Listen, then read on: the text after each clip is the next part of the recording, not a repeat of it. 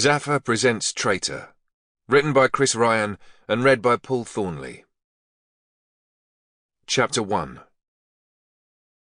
Southern Military District HQ, Rostov-on-Don, June 2023.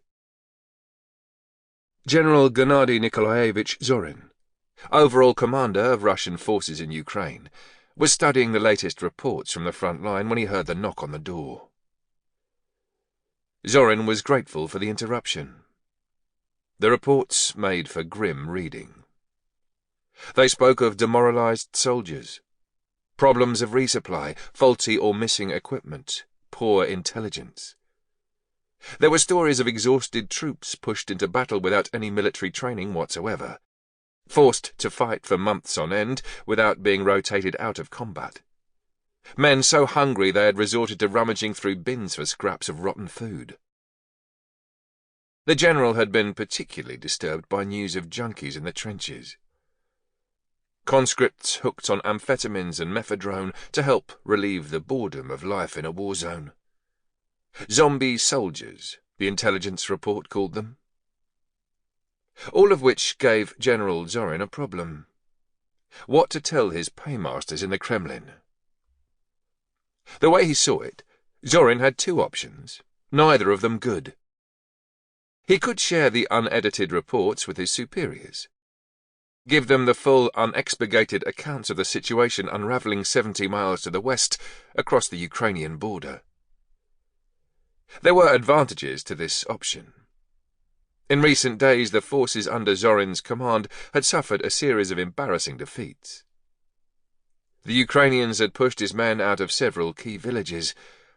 Only the line of defensive fortifications constructed by Zorin, the tank berms and minefields and network of trenches, had saved them from further humiliation.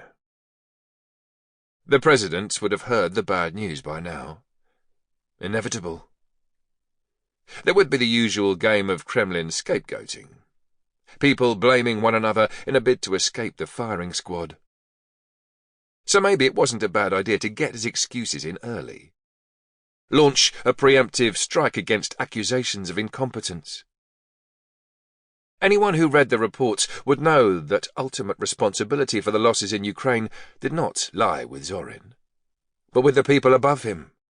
The group of cronies, former butchers and opportunists who comprised the president's inner circle. They were the ones ultimately in charge of the special military operation. But that approach carried significant risks. The president's confidants were powerful men, greedy, yes, but also ruthless. They would not take kindly to being publicly held to account by a Russian general. They would surely seek revenge. Zorin ruled out the first option, which therefore left option 2. He could sugarcoat the report. Sterilization was how his colleagues referred to it. Accepted practice in the upper echelons of the Russian military nowadays.